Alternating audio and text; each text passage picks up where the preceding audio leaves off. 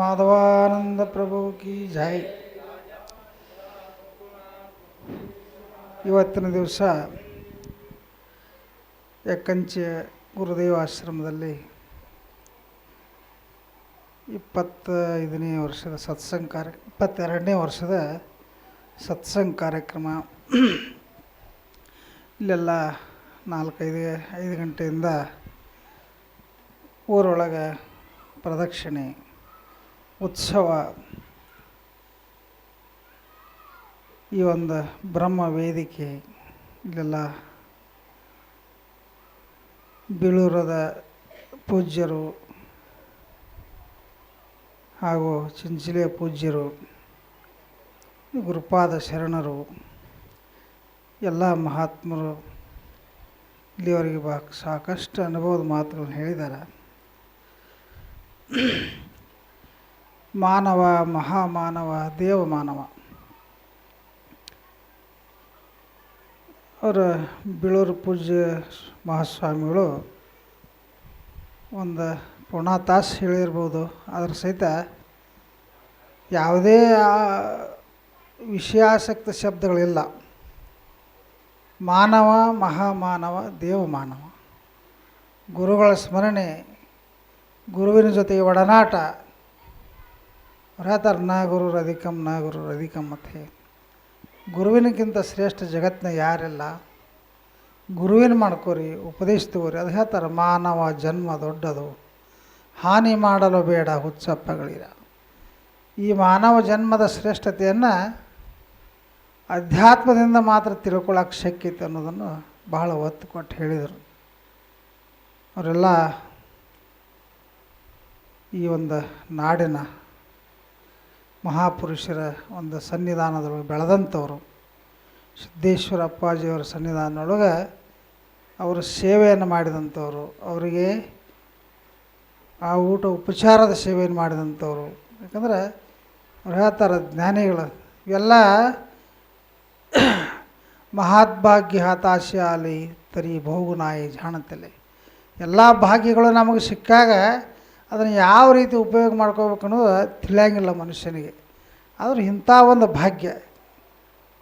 ಕೃಷ್ಣನ ಜೊತೆಗೆ ಅರ್ಜುನ ಇದ್ದ,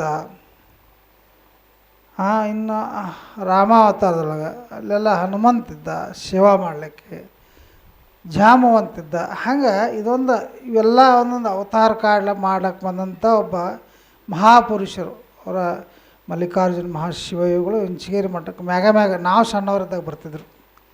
ನಮಗೆ ಈಗ 61 ನಡೆದ ವಯಸ್ಸು. ನಾವು ಸಣ್ಣವರಿದ್ದಾಗ ಪ್ರತಿ ವರ್ಷವೂ ಬರೋರು. ಅವ್ರು ಮಾಧವಾನಂದ ಪ್ರಭುಜಿಯವರು ಸ್ವತಃ ಜೀಪ್ ತೊಗೊಂಡು ಹೋಗಿ ವಾರ್ತೆ ತಕ್ಕ ಹೋಗಿ ಅವ್ರನ್ನ ಕರ್ಕೊಂಬರ್ತಿದ್ರು. ಅಂದರೆ ಡ್ರೈವರ್ನ ಕರ್ಕೊಂಡು ಹೋಗೋರು. ಹಿಂದೆ ಜೀಪಿಗೆ ಟ್ರೇಲರ್ ಇರ್ತಿತ್ತು. ಹೊಳ್ಳಿ ಬರುವಾಗ ಮಲ್ಲಿಕಾರ್ಜುನ ಸ್ವಾಮಿಗಳು ಜೀಪ್ನ್ಯಾಗ ಮುಂದೆ ಕುಂಡಿಸಿ ಅವ್ರು ಟ್ರೇಲರ್ದಾಗ ಕುಂಡಿರ್ತಾರೆ ಮಾಧವಾನಂದ ಪ್ರಭುಜಿಯವರು. ಎಷ್ಟು ಆತ್ಮೀಯತೆ ಅಂತಂದರೆ, ಅವರು ಕುರ್ಚಿದ ಮ್ಯಾಗ ಕೂತು ಪ್ರವಚನ ಮಾಡ್ತಿದ್ದಿಲ್ಲ. ಒಂದು ಟೇಬಲ್ ಮ್ಯಾಗ ಆಸನ ಹಾಕೊಂಡು ಕೂತ 1 ತಾಸುವರೆಗೆ ಪ್ರವಚನ ಮಾಡ್ತಿದ್ರು ಮಲ್ಲಿಕಾರ್ಜುನ ಸ್ವಾಮಿಗಳು. 1 ತಾಸುಗಟ್ಟಲೆ. ಅವ್ರಿಗೆ ವೇದಾಂತ ಕೇಸರಿ ಅಂತಂದರು. ಯಾಕಂತಂದ್ರೆ ಅಷ್ಟೊಂದು ಎಷ್ಟು ಕೇಳ್ರೂ ಬೇಸರ ಆಗಂಗಿಲ್ಲ. ಅಂದ್ರೆ ಮನುಷ್ಯ ಜನ್ಮ ಸಾರ್ಥಕತೆ ಮಾಡ್ಕೋಬೇಕಂತಂದ್ರೆ ಅಧ್ಯಾತ್ಮದೊಳಗೆ ನಿಮ್ಗೆ ಹೇಳಲ್ಲ ಅವ್ರು ಗುರುಪಾರ್ಶರಣರು. ಯಾರಿಗೆ ಆಸಕ್ತಿ ಐತೆ ಅವ್ರು ಇಲ್ಲಿ ಬಂದಾರ. ಅಧ್ಯಾತ್ಮದ ಅಭಿರುಚಿ ಬೇಕಾದಂಥವ್ರ ಈ ಒಂದು ಪುಣ್ಯ ಭೂಮಿಯೊಳಗೆ. ಯಾಕಂದ್ರೆ ಸಿದ್ದೇಶ್ವರ ಮಹಾಸ್ವಾಮಿಗಳವರ ಇದೊಂದು ವಿಶ್ರಾಂತಿ ಕ್ಷೇತ್ರ ಇದ್ದಂಗೆ. ಅವ್ರು ಯಾವಾಗಾರ ಬೇಜಾರಾದಾಗ ಇಲ್ಲಿ ಬಂದು ಉಳಿತಿದ್ರತ್ತ ಅವರು.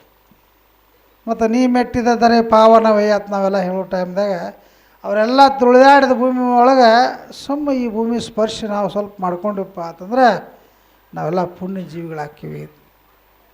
ಈಗಿನ ಜಗತ್ತಿನ ನಿಯಮ ನೀವೆಲ್ಲ ನೋಡಿರಿ. ಎಲ್ಲಿ ಹೆಚ್ಚು ಮಂದಿ ಇರ್ತೈತಿ, ಈ ಟೈಮ್ದಾಗ ಇರೋ ಕೆಲವೊಂದು ಜಾಗನೇ ಬೇರೆ ಇರ್ತಾವೆ. ಆದರೆ ಅಧ್ಯಾತ್ಮದ ಕಡೆ ಒಲವು ಭಾಳ ಕಮ್ಮಿ. ನಾವು ಬಂದ ಕೂಡ ಮಹಾರಾಜರು ಕೂಡ ಅದನ್ನ ಚರ್ಚೆ ಮಾಡಿದ್ವಿ, ಸ್ವಾಮಿಗಳು ಕೂಡ. ಇಷ್ಟೆಲ್ಲ ಊರು ದೊಡ್ಡದೈತೆ ಅಂದ್ರೆ ಜನ ಎಷ್ಟೇ ಐತಿಲ್ಲ, 10-20 ಮಂದಿ ಇದೆ. ಈಗ ಒಂದು ಸ್ವಲ್ಪ ಹೆಚ್ಚಾಗ್ಯಾರ. ಅಂದರೆ ಇದರ ಆಸಕ್ತಿ ಇಲ್ಲ.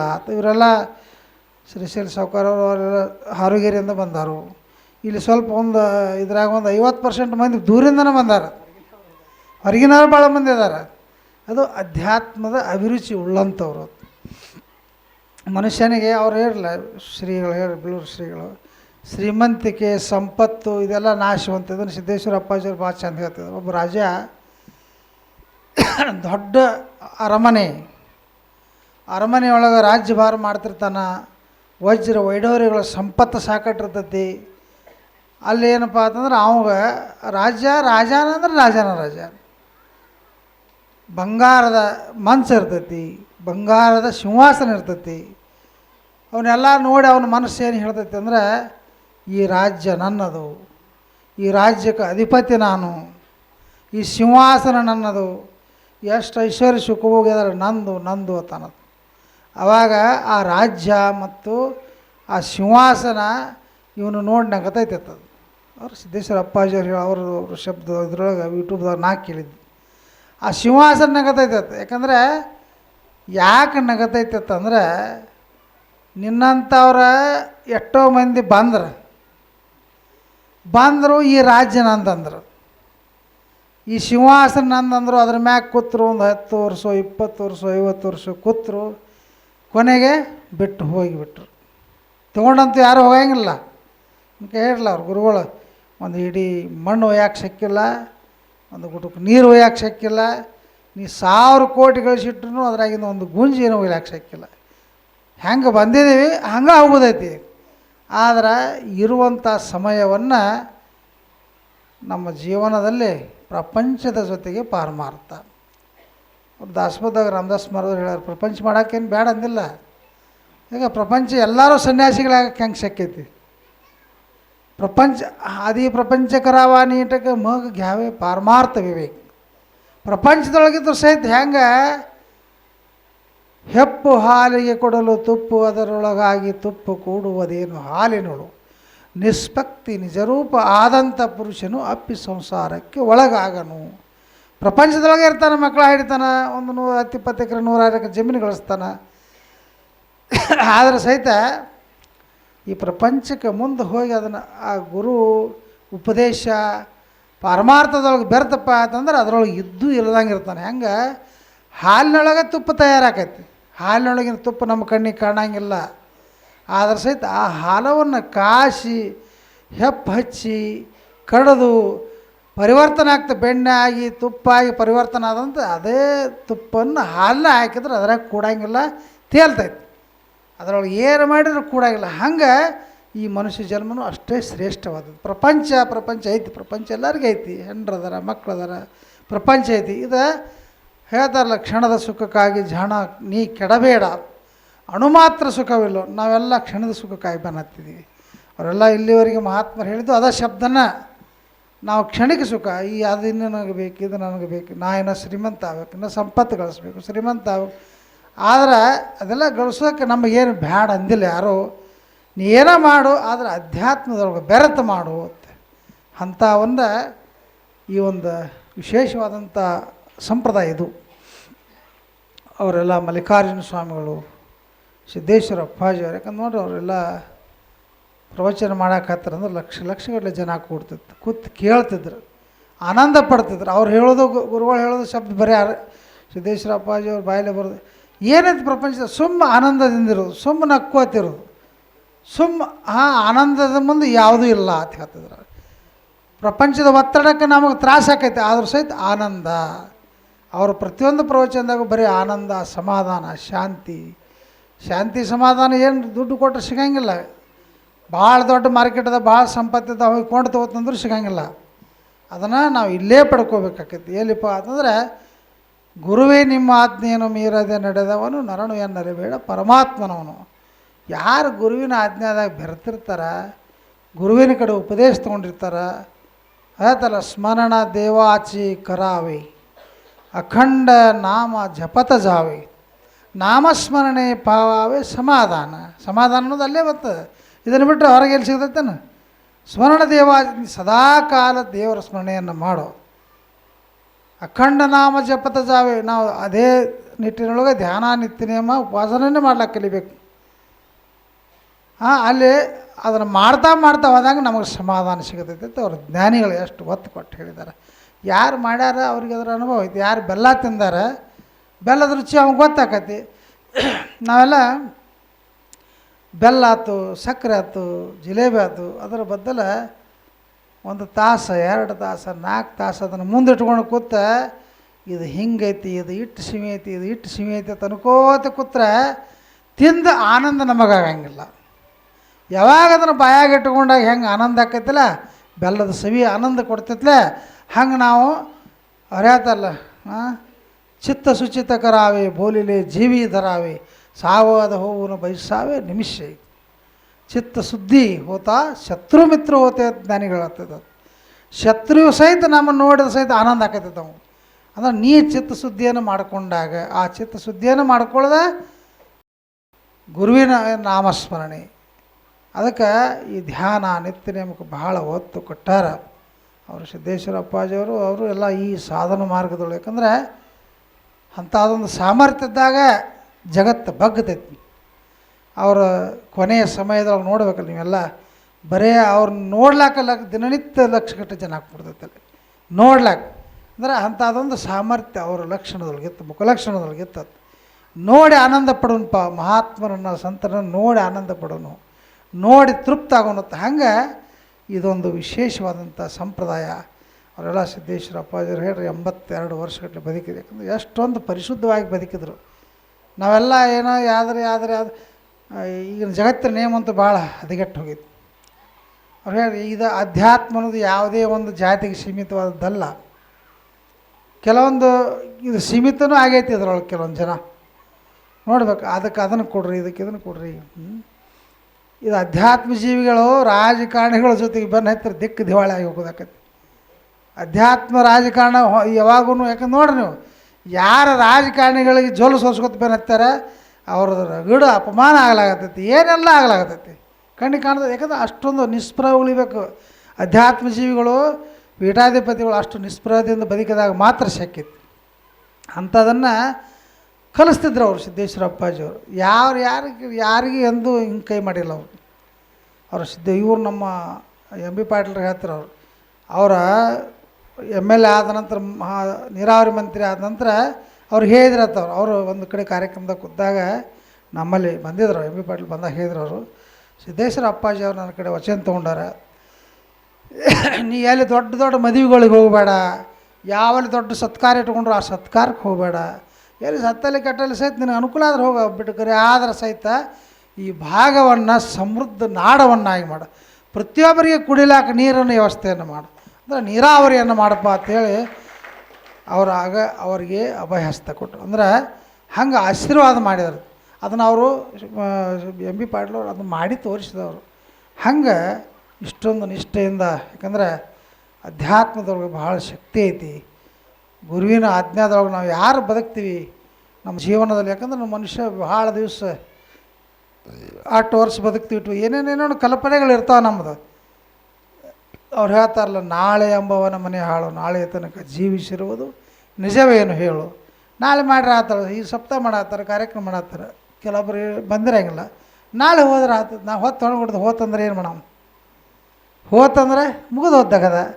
ಅವಕಾಶಕ್ಕಾಗ ಇಂಥ ಒಂದು ಅವಕಾಶಕ್ಕೆ ಕಳ್ಕೊಳ್ಳಾರ್ದನ ಬದುಕಿದಂಥವ್ರು ಅಧ್ಯಾತ್ಮ. ಯಾಕಂದ್ರೆ ಇದ್ರ ಅಪೇಕ್ಷೆನೂ ಬೇಕು, ಮತ್ತು ಮನುಷ್ಯನಿಗೆ ಅಧ್ಯಾತ್ಮದ ಅಪೇಕ್ಷೆ ಭಾಳ ಬೇಕು. ಇಲ್ಲೆಲ್ಲ ನೋಡೋರು ನಮ್ಮ ಹೆಕ್ಕಂಚಿ ಗ್ರಾಮ ಅಂದ್ರೆ ಇದೊಂದು ಪುಣ್ಯ ಭೂಮಿ ಇದ್ದಂಗೆ. ಇದು ಗುರುದೇವ ಆಶ್ರಮ ಅಂದು ನಮ್ಮಲ್ಲಿ ಅಡವೇಶ್ವರ ಮಹಾರಾಜರೇ, ಗಿರಿಮಲೇಶ್ವರ ಮಹಾರಾಜರೇ ಪರಮ ಶಿಷ್ಯರವರು. ಅಡವೇಶ್ವರ ಮಹಾರಾಜರೇ ಮಹಾಜ್ಞಾನಿಗಳವರೆಲ್ಲ. ಗಿರಿಮಲೇಶ್ವರ ಮಹಾರಾಜರ ಕಡೆಯಿಂದ ಉಪದೇಶ ತೊಗೊಂಡಂಥವ್ರು ಎಲ್ಲ ಮಹಾಜ್ಞಾನಿಗಳಾಗ್ಯಾರ. ಸರದ ಕೂತ್ರ ಸಮಾಧಿ ಹಚ್ಕೊಳ್ಳುವಂಥ ಶಕ್ತಿಯನ್ನು ಗಳಿಸ್ಯಾರ. ಗಿರಿಮಲೇಶ್ವರ ಮಹಾರಾಜರಂದ್ರೆ 1901 ಇಸ್ವಿಯೊಳಗೆ ಜಮಖಂಡಿ ಅಂತ ದೊಡ್ಡ ಊರೊಳಗೆ ಕಾಟನ್ ಕಿಂಗ್ ಅನ್ಸ್ಕೊಂಡಂಥವ್ರು ದೊಡ್ಡ ಮಹಾನ್ ಸತ್ಪುರುಷರವರು. ಅವ್ರ ಕಡೆಯಿಂದ ಉಪದೇಶ ತೊಗೊಂಡವರು ಔಜಿಕರ್ ಮಹಾರಾಜರು, ಅಡವೇಶ್ವರ ಮಹಾರಾಜರು, ಕಲ್ಮೇಶ್ವರ ಮಹಾರಾಜರು, ಇನ್ನು ಬಾಲಕೃಷ್ಣ ಮಹಾರಾಜರು, ಕೊಂಡಿರಾಮನ್, ಹಿಂಗೆ ಒಂದು 30-40 ಮಂದಿ ಅವ್ರ ಸ್ಪರ್ಶದಿಂದ ದರ್ಶನ ಸ್ಪರ್ಶನ ಸಂಭಾಷಣೆ ತರಲ್ಲ ಅಂಥವ್ರನ್ನೆಲ್ಲ ನೋಡಿ ಮುಕ್ತನ ಮಾಡ್ಯಾರ. ಅಷ್ಟೇ ಅಲ್ಲ, ಅವ್ರು ಹೇಳ್ತಾರಲ್ಲ, ಅವನ ನಂಬಿದ ಮೇಲೆ ಅವನಂತೆ ಆಗದೆ ಭುವನಕ್ಕೆ ಬಂದದ್ದು ಫಲವೇನು. ಅವರ ಗುರುಗಳು ಮಾಡ್ಕೊಂಡ್ರು, ನಂಬಿ ವಿಶ್ವಾಸ ಇಟ್ಕೊಂಡ್ರು, ಸಾಧನೆ ಮಾಡಿದರು, ಎಲ್ಲರೂ ಆತ್ಮಜ್ಞಾನಿ ಸತ್ಪುರುಷರುಗಳಾದರು. ಅಂಥ ಒಂದು ನಾಡಿನೊಳಗೆ ನಾವೆಲ್ಲ ಬೆರ್ತಿದ್ದೀವಿ. ಸಮಯ ಇಲ್ಲೆಲ್ಲ 9:30 ಆಗೈತಿ. ಇನ್ನು ಇಲ್ಲೆಲ್ಲ ಮಂದಿ ಎಲ್ಲ ಪ್ರಸಾದ ಮಾಡೋರು, ಇಲ್ಲೆಲ್ಲ ಆರತಿ. ಆದ್ದರಿಂದ ಈ ಒಂದು ಪುಣ್ಯ, ಯಾಕಂದರೆ ಇಂಥ ಸಮಯ ನಮಗೆ ಮುಂದೆ ಸಿಗಂಗಿಲ್ಲ. ಇನ್ನೂ ಸ್ವಲ್ಪ, ಯಾಕಂದ್ರೆ ಇಲ್ಲಿ ಪ್ರಚಾರ ಆಗಬೇಕು, ಈ ಒಂದು ಇಂಥ ಭಕ್ತಿ ಮಾರ್ಗಗಳು ಬೆರಿಲಾಗಿ ಕಲಿಬೇಕು. ನಾವೆಲ್ಲ ಏನೇನೇನೇನೋ ಈ ಹೊರಗಿನ ಈ ಪ್ರಾಪಂಚಿಕ ಜೀವನ ಆತಲ್ಲ, ಈ ಪ್ರಾಪಂಚಿಕ ಜೀವನದಾಗ ಮನುಷ್ಯನಿಗೆ ಸಾಕು ಅನ್ನೋದಿಲ್ಲ. ಮೊನ್ನೆ ಒಬ್ಬ ಒಂದು ಕಡೆ ಅಲ್ಲಿ ಹೋಗಿದ್ದೀವಿ, ಅವ JCB ಮಾಲಕ ಅವನು ಒಬ್ಬ ಮಾಡಕ್ಕೆ ಹಚ್ಚಿದ್ದ ಕೆಲಸ ನೋಡ, ಇವತ್ತು ಎಷ್ಟು ತಾಸು ಆತು, ಇವತ್ತು 15 ತಾಸು, ಇವತ್ತು 20 ತಾಸು ಆತು, ಮತ್ತೊಂದು 24 ತಾಸು ಆತತೆ. 24 ತಾಸು ಹೆಂಗೆ ದಿವ್ಸನಾಗ ಅಂತ ಕೇಳಿದವ. ದಿವ್ಸನಾಗಿರೋದು 20, ಅವಾಗ ತೃಪ್ತಿನೇ ಇಲ್ಲ. ಇಷ್ಟೊಂದು ಆಸೆ ಆಕಾಂಕ್ಷೆಗಳು ನಾವು ಒಳಗಾಗಿದ್ದೇವೆ. ಹಂಗೆ ಮನುಷ್ಯ ಈ ಒಂದು ಎಲ್ಲ ಸಂಪತ್ತು ಇರ್ತೈತಿ, ಎಲ್ಲ ಇರ್ತೈತಿ, ಎಲ್ಲ ಇದ್ರೂ ಸಹಿತ ಇದಕ್ಕೆ ಸಮಾಧಾನ ಶಾಂತಿ ಸಿಗೋದು, ನಾವೇನಾದರೂ ಸಮಾಧಾನ ಗಳಿಸ್ಬೇಕಪ್ಪ ಅಂತಂದ್ರೆ ಅದು ಅಧ್ಯಾತ್ಮದೊಳಗೆ ಮಾತ್ರ ಸಿಕ್ಕೈತಿ ಅನ್ನೋದನ್ನು ಎಲ್ಲ ಗುರು ಪರಂಪರೆ ಸಿದ್ಧಾರೂಢರ ಶಾಖೆ ಆಗಿರ್ಬೋದು, ನಮ್ಮ ಈ ಮಲ್ಲಿಕಾರ್ಜುನ ಸ್ವಾಮಿಗಳು ಈ ಶಾಖಾ ಈ ಒಂದು ಮಠದ ಶಾಖೆ ಆಗಿರ್ಬೋದು, ಇಂಚಿಗೇರಿ ಸಂಪ್ರದಾಯದ ಸದ್ಗುರುಗಳಾಗಿರ್ಬೋದು, ಅವ್ರು ಭಾವಸಾಹೇಬ್ ಮಹಾರಾಜರಂಥವ್ರು ನೋಡೋರು 33 ಹಳ್ಳಿ ಇನಾಮದಾರವ್ರು, 5,000 ಎಕರೆ ಜಮೀನು ಎಲ್ಲವನ್ನು ಸರ್ವಸಂಗ ಪರಿತ್ಯಾಗ ಎಲ್ಲ ಬಿಟ್ಟು ಬಂದು ಇಂಚಿಗೇರಿ ಸಂಪ್ರದಾಯ ಒಂದು ದೊಡ್ಡ ಮಠ ಕಟ್ಟಿ, ದೇವಾಹಿ ಅಂತರಿ ಭೇಟಿ ನಾಹಿ ಜನ್ಮಾವರಿ, ದೇವ್ರು ನಿನ್ನ ಅಂತರಂಗದೊಳದಾನ ನೀ ಕಂಡಿಲ್ಲ, ಕೂತು ಧ್ಯಾನ ಮಾಡು, ನೀನ ದೇವ್ರಾಕಿ. ಅವ್ರು ಹೇಳ್ತಾರೆ, ದೇವಪ್ಪ ಹಾವಯಾಸಿ ಗೇಲೋತೈತೆ ದೇವ್ರನ್ನ ಹುಡುಕ್ಯಾಡ್ಕೊತ ಹೋದ್ನಿ, ನಾನಾ ದೇವ್ರು ಆದ್ನಿಪ್ಪ ಅನ್ನುವಂಥ ಮಾತನ್ನು ಈ ಭಾವಸಾಹೇಬ್ ಮಹಾರಾಜ ಸಂಪ್ರದಾಯದಲ್ಲಿ ಹೇಳ್ತಾರಲ್ಲ. ಗುರು ಶಿಷ್ಯಾಂಚೆ ಏಕಚಿಪದ, ಗುರು ಅಂದ್ರೆ ಭಾಳ ದೊಡ್ಡವಲ್ಲ, ಶಿಷ್ಯ ಅಂದರೆ ಭಾಳ ಕೀಳು, ಭಾಳ ಸಣ್ಣವ್ರು. ಯಾಕಂದ್ರೆ ಕೆಲವೊಂದು ಕಡೆ ನೋಡ್ತಿರ್ತೀವಿ ನಾವು, ಭಾಳ ನಮಗಿಂತನ ಹಿರಿಯರು ಇರ್ತಾರೆ, ದೊಡ್ಡ ಇರ್ತಾರೆ. ಒಬ್ಬೊಬ್ಬರು ಮಠ ನಾವೇನು ನಮಗೆ ನಮಗೇನು 500 ಎಕರೆ ಜಮೀನು ನಮ್ಮ ಮಠ ಅಂತ ಆಯ್ತು ಅಂದರೆ ಅಂಥವ್ರಿಗೆಲ್ಲ ಎತ್ತಬೇಕಂತ ಏಕವಚನಲ್ಲಿ ಮಾತಾಡ್ತಿರ್ತಾರೆ. ಯಾಕಂದರೆ ಅವರಲ್ಲಿ ಇದ್ದಂಥ ಜ್ಞಾನ ನಮಗೇನು ಗೊತ್ತಿರ್ತೈತೆ ಅನ್ನೋದು, ತೆಳಗೆ ಕೂತಾವ್ರತೆಗಿದ್ದಂಥ ಜ್ಞಾನ ನಮಗೇನು ಗೊತ್ತಿರ್ತೈತೆ, ನಮಗಿಂತ ಹೆಚ್ಚು ನಮ್ಮದೊಂದು ಮಾತು ಕೇಳ್ತಾರೋ 4 ಶ್ವಾಸ ಧ್ಯಾನ ಮಾಡ್ತಿರ್ತಾರೆ. ಅದು ನಮಗೇನು ತಿಳಿದೈತೆ ನಾವು ಹೇಳೋದೊಂದೇ ಗೊತ್ತಿರತ್ತೆ. ಹಿಂಗೆ ಜೀವನದಲ್ಲಿ ಅವ್ರು ಹೇಳ್ತಾರೆ, ಆರು ನಾನೆಂದು ವಿಚಾರಿಸು ವಿಷಮ ಸಂಸಾರವಿದನು ಕನಸಂದರಿ. ಆದ್ದರಿಂದ ತಾವೆಲ್ಲ ಈ ಭಕ್ತಿ ಮಾರ್ಗದೊಳಗೆ ಬೆರ್ತಂಥ ಜೀವಿಗಳು ಅನ್ಕ ಹೇಳಲ್ಲ. ಅವ್ರು ಶಂಕರಪ್ಪ ಮಹಾರಾಜರು, ಶಿವಪ್ರಭು ಮಹಾರಾಜರಂಥವ್ರು ಸೇವಾ ಮಾಡ್ತಾರೆ. ಅವರು ಪ್ರಪಂಚಕರ, ಅವರು 4 ಮಂದಿ ಮಾಧವಾನಂದ ಪ್ರಭುಜಿಯವ್ರ ತಂದೆಯವರು. ಅಂದ್ರೆ ಊಟ ಮಾಡುವತ್ನಾಗ ಇವರು ಇಂದ್ಕ ಹೇಳಲ್ಲ, ಸಿದ್ದೇಶ್ವರ ಅಪ್ಪಾಜಿಯವ್ರ ಇದೇನೈತಿ ಎಲ್ಲ ಹೇಳಿ ಊಟ ಮಾಡಿಸ್ಬೇಕು. ಯಾಕಂದ್ರೆ ಅದರ ಕಡೆ ಚಿತ್ತ ಇಲ್ಲ ಅವ್ರದ್ದು, ಊಟದ ಕಡೆ ಸದಾಕಾಲ ಸಮಾಧಿಸ್ತರು, ಧ್ಯಾನದೊಳಗೆ ತಲ್ಲಿನ ಆದಂಥವ್ರು. ಅವ್ರು ಶಿವಪ್ರಭು ಮಹಾರಾಜರು ಹಂಗೆ ಯಾರ ಜಲಕಕ್ಕೆ ನೀರು ತಂದಿಟ್ರಂದ್ರೆ ಅವು ಸುಡ್ತಾ ಅವನು ಕುಡ್ದಾರ ಕೈ ಹಾಕ್ತಿದ್ರತ್ತವ್ರು. ಅವಕ್ಕೆ ತಣ್ಣೀರು ಹಾಕ್ಕೊಂಡು ಜಳಕ ಮಾಡ್ಬೇಕು, ಎಲ್ಲ ಮಂದಿನ ಮಾಡ್ಬೇಕು. ಊಟ ಮಾಡುವತ್ನಾಗ ಊಟ ಮಾಡೋಕೆ ಹತ್ತಿರಲ್ಲ, ಊಟ ನಿಮ್ಮದು 2 ರೊಟ್ಟಿ ತಿಂದಿರಪ್ಪ ಸಾಕತ್ತ ಮಂದಿನ ಹೇಳಬೇಕು. ಸದಾಕಾಲ ಸ್ಥಿತಪ್ರಜ್ಞರು.